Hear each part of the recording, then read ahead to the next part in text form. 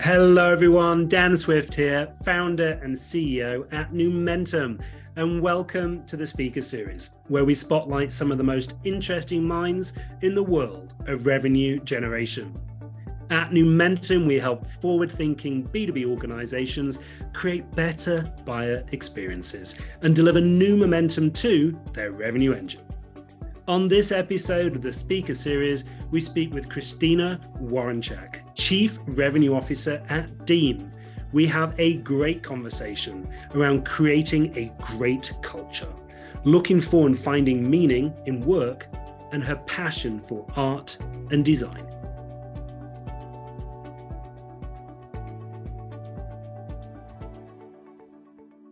So how are you doing? I'm doing great.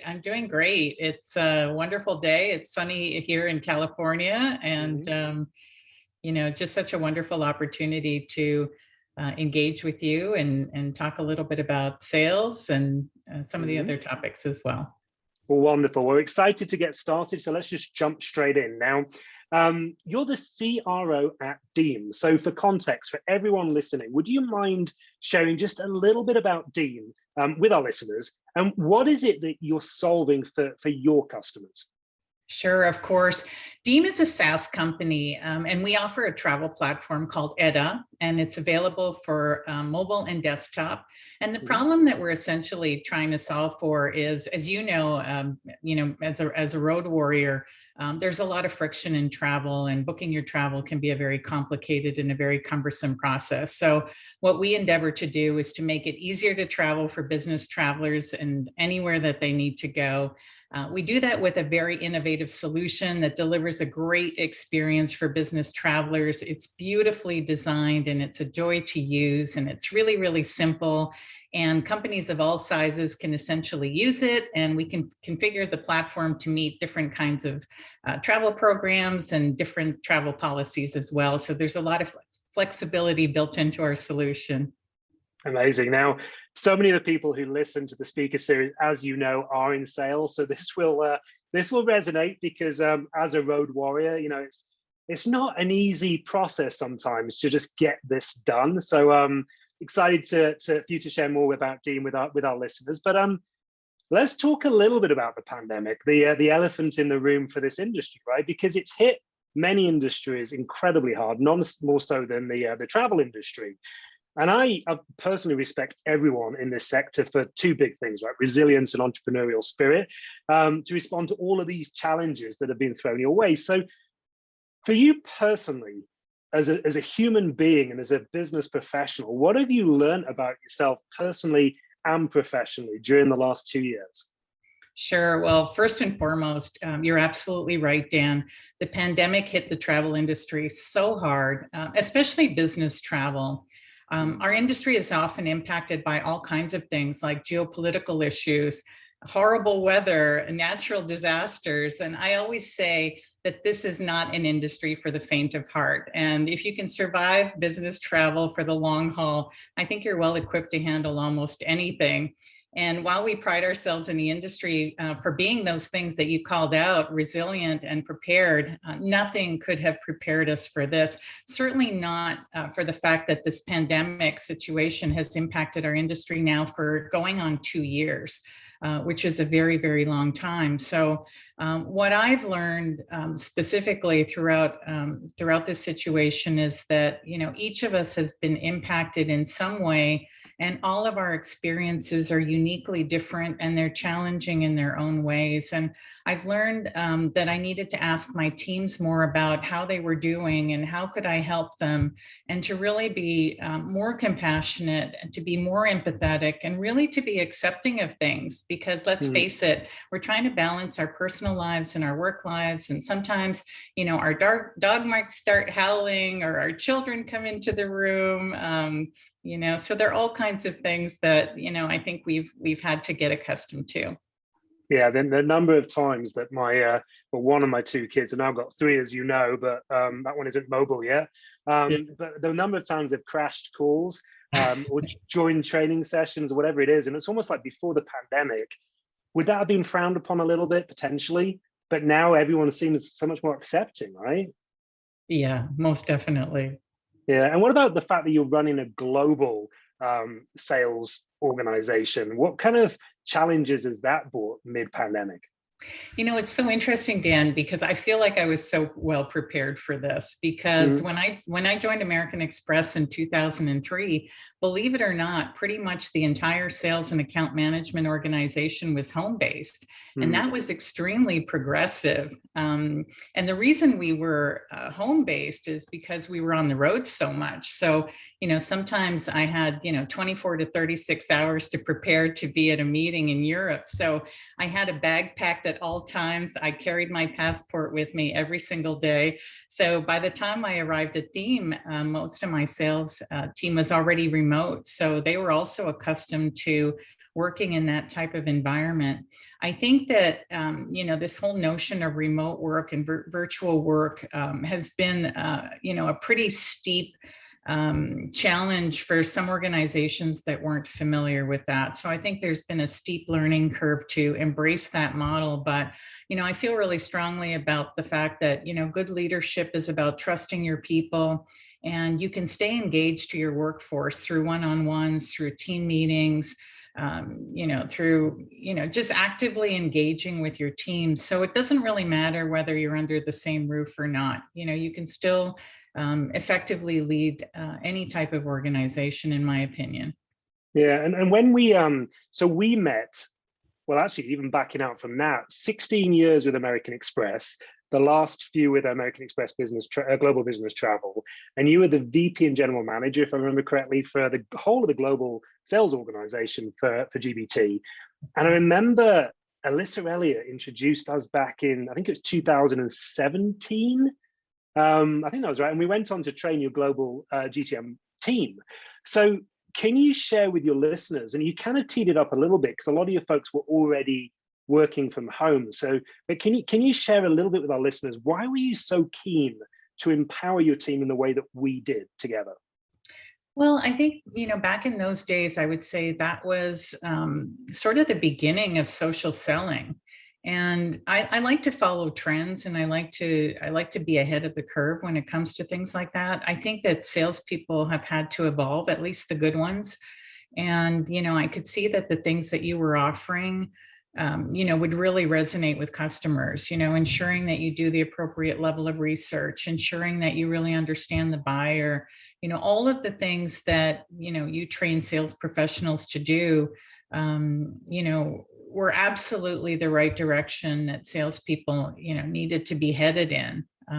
So, I was really excited to partner with you. And I know that many of the former members of my team are extremely successful. So I attribute the work that you did with us in that regard.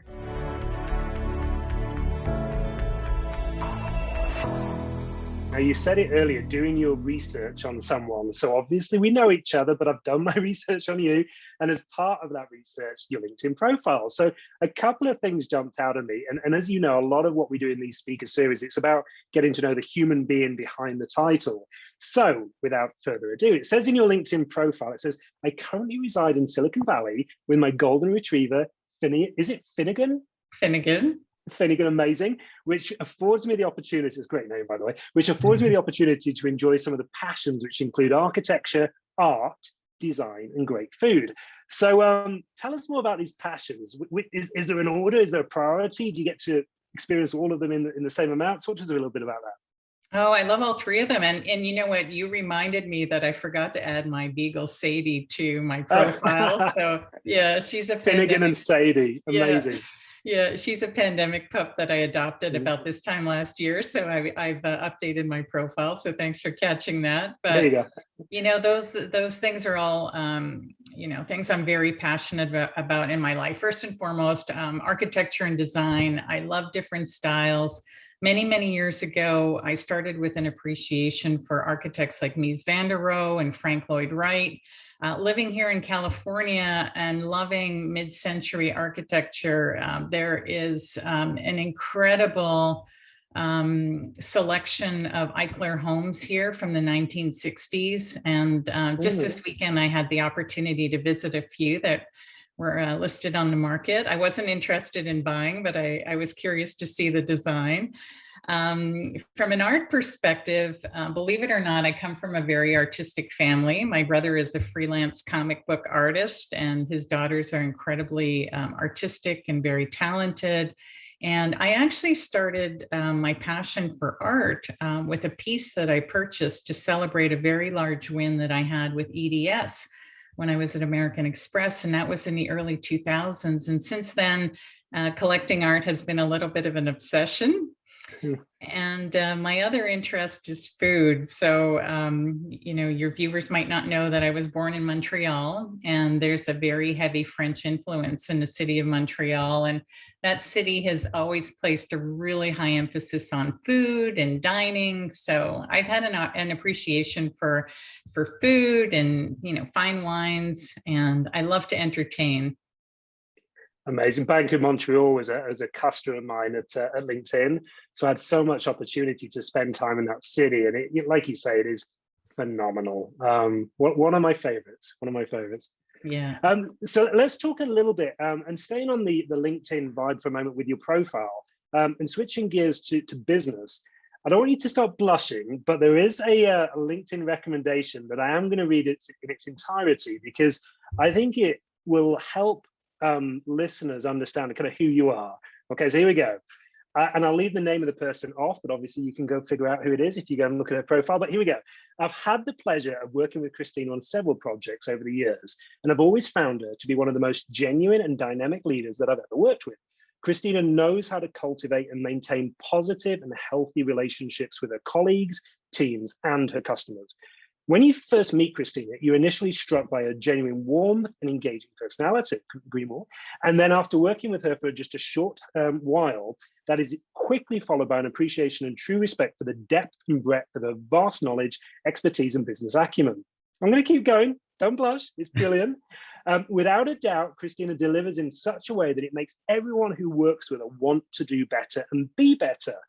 I'm a huge fan of Christina's, and it is driven by the positive influence and leadership that I've seen her consistently display with everyone she works with, including her customers who absolutely adore her. Now, I've seen a lot of LinkedIn recommendations in my time.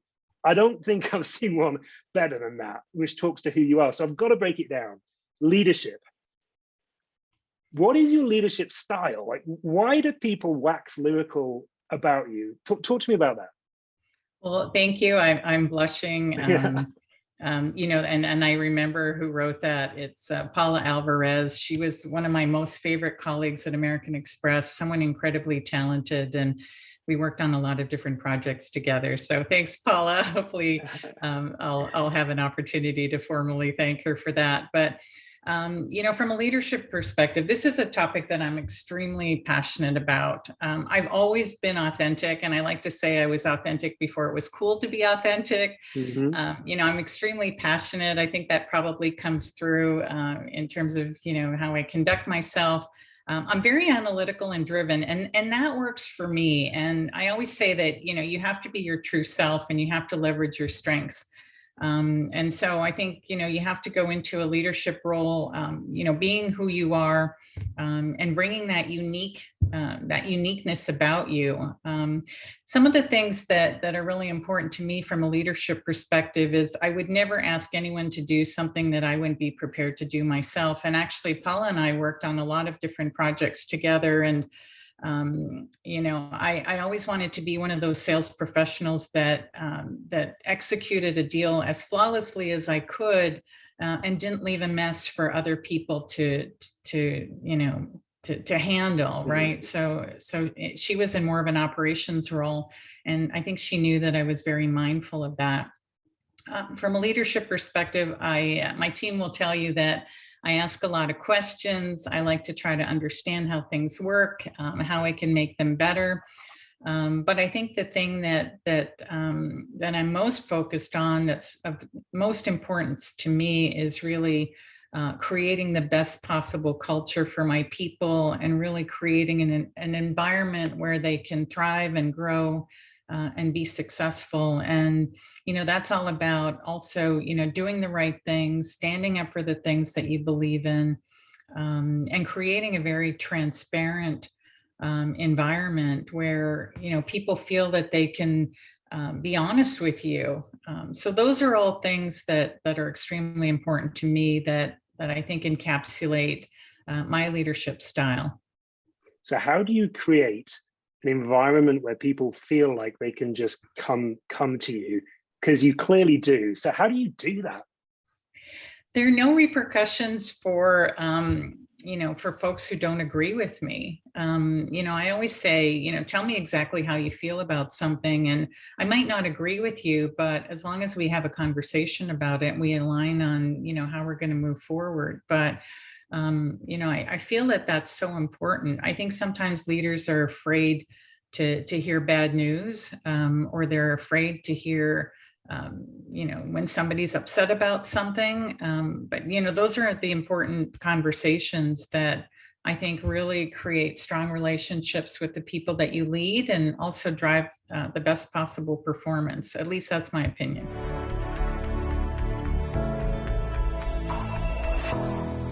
Let's talk about leadership style over time. You've been in leadership for a while. Has your style changed over the years, do you think? Or has it been pretty consistent since you became a leader?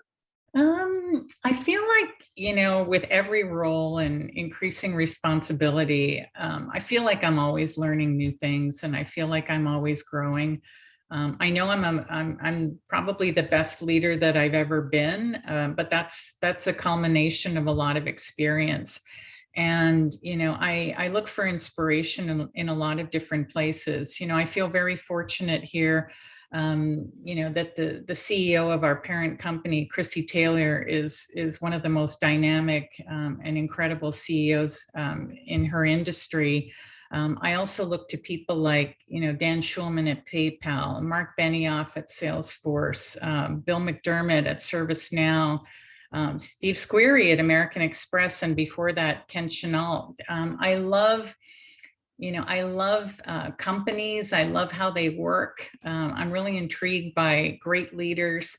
And as you know, great leaders make all the difference between a successful company and a company that isn't successful. So, I try to take a little bit, from all of these different people that inspire me and try to incorporate that into how I lead. I've also learned myself from leaders who maybe are less than stellar, Yeah. with the greatest respect, because you kind of turn that on your head. And I've always thought over the years, how would I want to be treated, or how would I deal this when I was a salesperson looking at a situation? And oftentimes it was the polar opposite of actually how that leader dealt with it. So it's been fascinating. Now, I do want to take you down a different path now. So right now, let's talk talent acquisition. Now, it is, I don't think many people would disagree with it, is a candidate-rich environment right now. And when I chat with a lot of heads of sales and CROs, a big pain point for them is hiring. So how do you think about talent, and how do you think about building your talent bench? Yeah, this is such a great question, and it's such a relevant topic right now. And we have a lot of open positions at Deem, so hiring is definitely very challenging right now. But I have to be honest with you, Dan, I have not had any issues attracting great salespeople or talent for my CX team. And I think it's really, really important for hiring leaders to have strong brands and to have a really strong track record of developing talent. And, that builds a reputation, that builds credibility, that builds a following. So, I tap into my network. I go to people who know people, and, my recruiters are pretty happy because, I'm able to help them, source really good talent in the industry. And, we haven't had any open roles on my team for extended periods of time. So, I would just say that, it's really important for any leader to create a great environment that people want to be a part of, where they feel that, they will be afforded with opportunities to develop and to grow. And, I think that plays a huge role in terms of attracting any talent. Yeah, and you remove in the remote world, or the semi-remote world, you remove some of those perks, right? The free lunches, or the ping pong and whatever it might be. You remove that kind of stuff, and then it really does. People are beginning to look at, well, what is my job? Is it fulfilling me? What kind of leadership and direction am I getting now? It seems, and keep me honest, it seems as that's become more and more important to the people that we're certainly interviewing. Do you see that as well? Absolutely, Dan. I think that everybody is looking for more meaning in their life, Yeah. and they're looking for more meaning in their work. Hmm. And I think that trumps everything. Yeah. Those perks that, living in Silicon Valley, I meet a lot of very interesting people from, a lot of leading companies. And, I know people who started the pandemic and, when they worked at a company like Google, they had no idea how to take their clothes to a dry cleaner. They had no idea how to cook any of their meals because all of those things were provided Hmm. for them by their employer, right? But I think it's about a lot more than that. It's really about finding your purpose, and there's a massive wave of resignations right now, and I think that the fundamental root cause of that is really people are not finding the meaning and purpose in their work that they want to. Yeah, I couldn't agree more. Another big topic right now, and I don't think it's necessarily one that is new. I think it's one that's been talked about for years, probably too much, but I'm still going to talk about it. Marketing and sales alignment, right? I mean, what's your take on it? Do you feel as though at Deem it's happening incredibly well? Have you seen it happen incredibly well over the years? Like, what's your take on this? I love this topic as well. And there's a lot of talk about that alignment between sales and marketing right now. And, I would say that it's absolutely critical to have that alignment for the success of any organization. I think sales and marketing have been way too siloed over the years. And I think fundamentally, I think sometimes sales and marketing are chasing different outcomes, right? And as salespeople obviously need to develop their own territories and their own pipelines, but to some extent, they also have to be dependent on marketing to create a strong brand, to create content that's going to resonate, to create that level of customer engagement, and to attract potential customers. And I think sometimes, marketing can be extremely focused on activities, and I think that the focus of sales is typically on outcomes, right? So as someone who, I'm very interested in, just like I'm very interested in following CEOs. Some of my friends are CMOs at some of the leading companies here in Silicon Valley, and I'm always fascinated by the work that they do and the stories that they tell. And I think the most effective marketing teams today are really looking at, how can they play a part in the whole revenue engine, and how can they work more closely with sales to find ways to create value for their organizations. Yeah, as a salesperson, I look back through my career, I was never really trained on how to leverage marketing effectively. And I was certainly, marketing would share assets and it would make sense as to what it was, but I was never really coached on how to leverage it and when to use it. And it seem obvious to the marketing professional giving it to the salesperson, but I think there's an opportunity to teach sellers how to better leverage marketing as a business partner. How do you feel about that? I couldn't agree with you more. And you know who does this so well, and this is based on my personal experience, American Express. The company has a really strong brand. And, when I was a leader at American Express, the sales and marketing teams worked very well. And I think it just was part of the DNA of the organization. And I think that's an area where, I think the company was very progressive in that regard.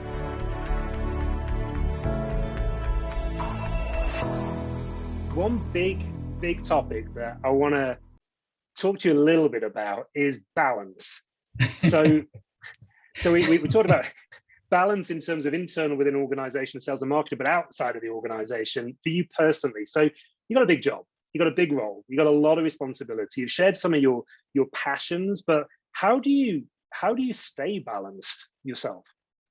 Yeah, I've always said that this isn't, I try to be good at this. I could probably be a little bit better, but I've learned over the years to be really focused on my job when I need to be. And when I decompress, I'm very good at completely shutting off, which is important because, our lives do blend, between our work life and our personal life. But, you have to You have to draw a line, especially, for example, when I go on vacation, I'm really good at, focusing on being away and recharging my batteries. But when you have two dogs, they're pretty good at reminding you when it's time to call it a day, right?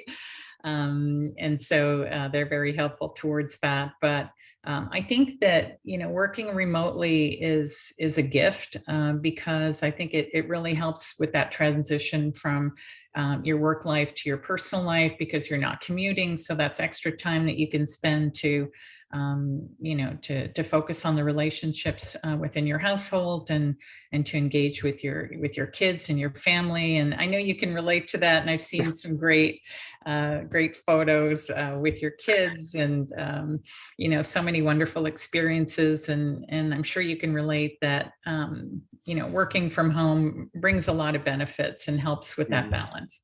It does indeed. Although I did take a commute, an unnecessary commute into the city, just to remind myself of what it was like and what was I missing. And the time, just again, where you have time to just think, and you don't have tools and screens and stuff around just to think, is something that I personally have missed a little bit. So it's getting that balance and carving out some me time. I think a lot of people have watching this, listening to this might resonate with. Yeah. So let's talk a little bit about influences. So, or influences. So throughout your career, and you've worked at some amazing organizations, what's the best leadership advice that you've ever had?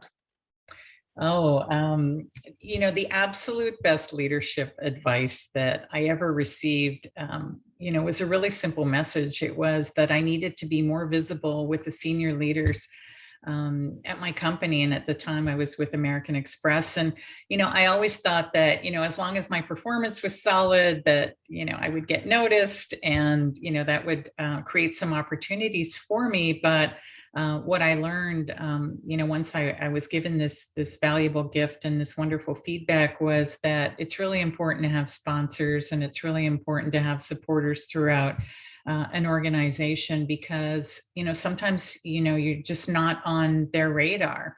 And as they're making decisions about the organization, and as they're looking at people that have the potential to be promoted, it's really important to have as many people within that executive suite who know you, who know what you're capable of, and are willing to help you on your career path.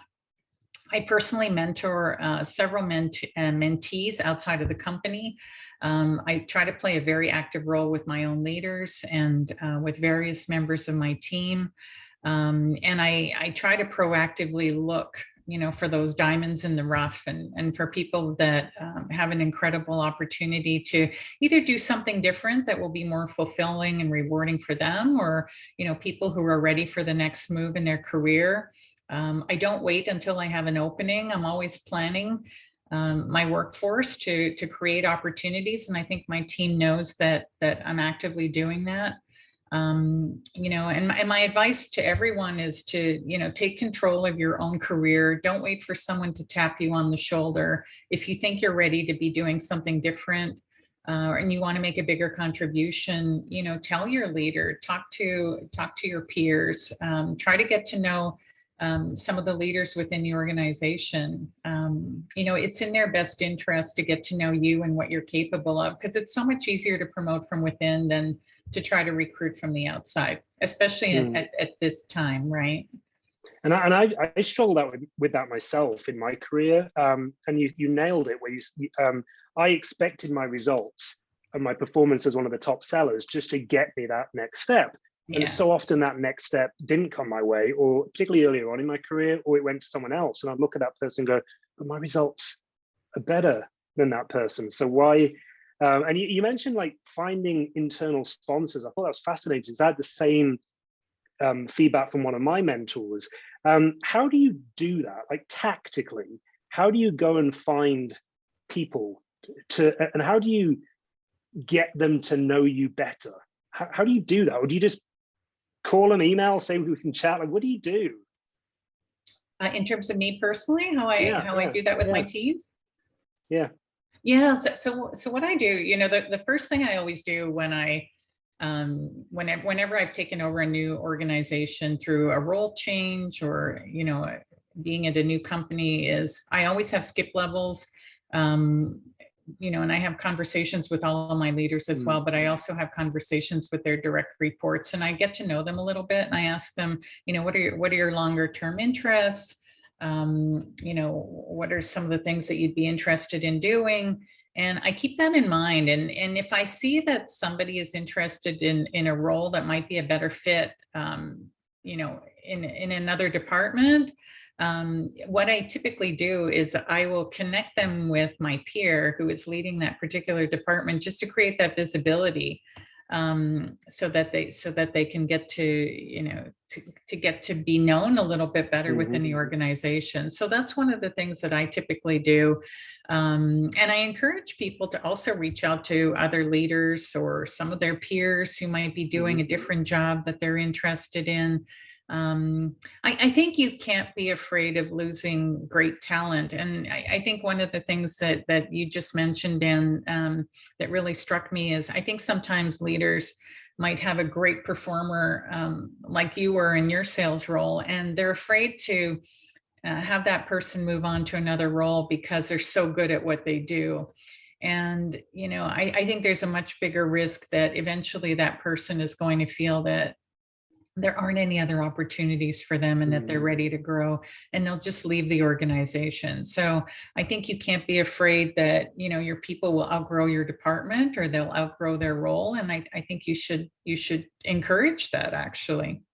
Yeah, it's so good, particularly right now as the world, talent is leaving organizations. For all of the leaders listening, you heard it from Christina, like, know your people, right? Talk to them, figure out what matters to them. And you might be able to provide them a path internally that means that they don't need to leave your organization, and then your talent challenge becomes less of a challenge.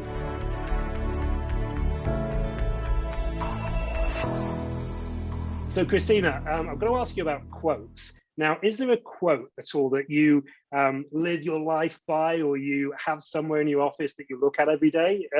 I'll give you an example. So mine is, everything happens for a reason. Do you have anything like that at all?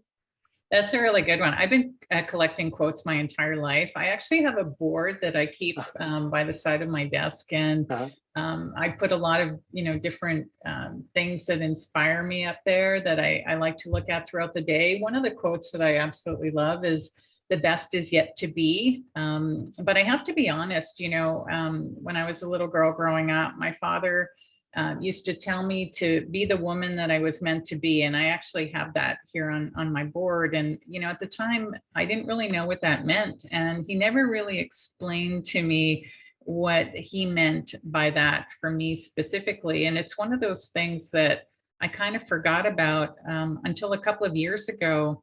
And as I've progressed as a leader, I've built a brand of being the type of leader that helps other women progress in their careers. And I have a lot of women that want to work at Deem, or who have joined Deem because they want to be part of my organization, and they feel that this is going to be an opportunity where they can really thrive and where they can grow. So for me, that now means to be the best possible role model that I can, and to be somebody that helps empower women in the corporate world. Nearly there before we go to a quick fire round, but there's one question I have to ask you. So frustrations. What's a non-starter for you? There's got to be one thing that frustrates you about business, life, people. What is it? Okay, well, you might have noticed that I'm a little bit of a driver.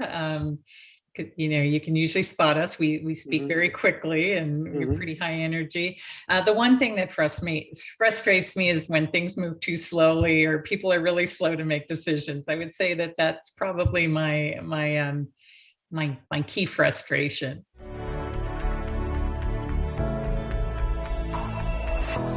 All right, we're going to move to a quick fire round, okay? So don't be nervous, The way this works is I'm going to fire some questions. Some of them are very random, okay?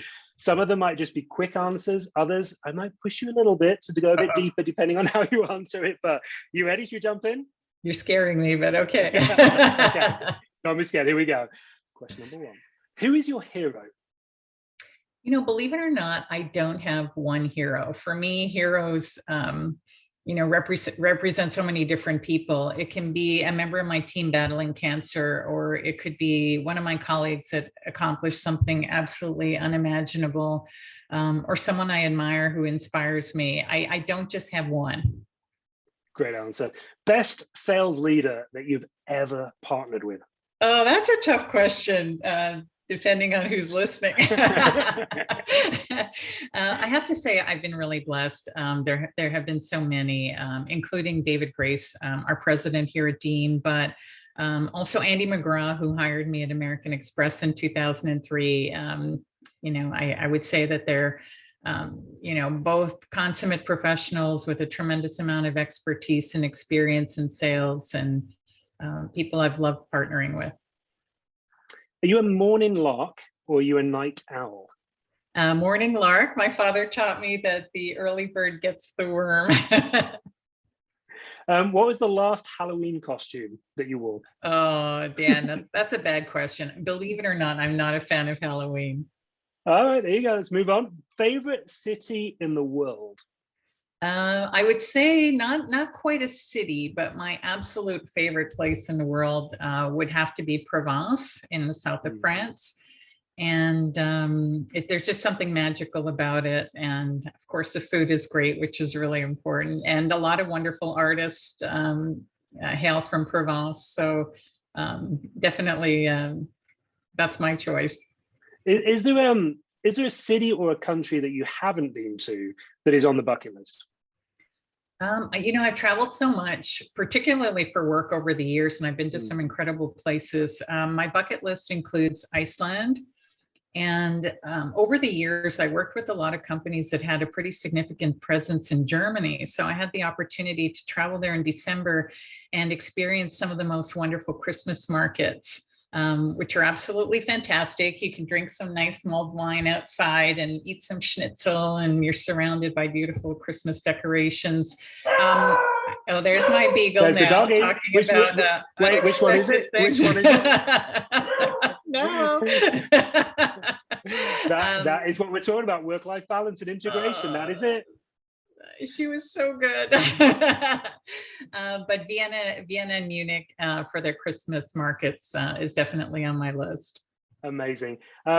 Cups of coffee, caffeine. How many cups of coffee a day?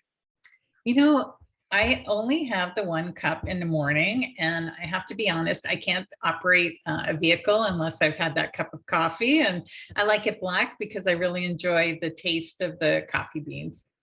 There you go. We've talked about favorite managers, so I'm not going to ask you to name names. I don't think that's fair. But the last question I have for you, what would you tell your younger self? Oh, that's a really tough question. I was actually reading something today. I think it was Rebecca who posted it about regrets, and I don't have any regrets. So that's a really tough one. But I would tell anyone younger than me that, life passes by so quickly. Don't wait for things to happen to you. Take a risk, follow your heart, take control of your career. And for sales professionals out there, don't be afraid of slaying the big dragons, and make sure you leverage everything that you've learned from Empire Selling in the process. Amazing. I swear that for our listeners, I swear I didn't ask her to say that. You didn't. Christina, thank you so much for joining us. I really appreciate it. Oh, thank you so much, Dan. I so enjoyed this. Great questions. It's been really fun chatting with you.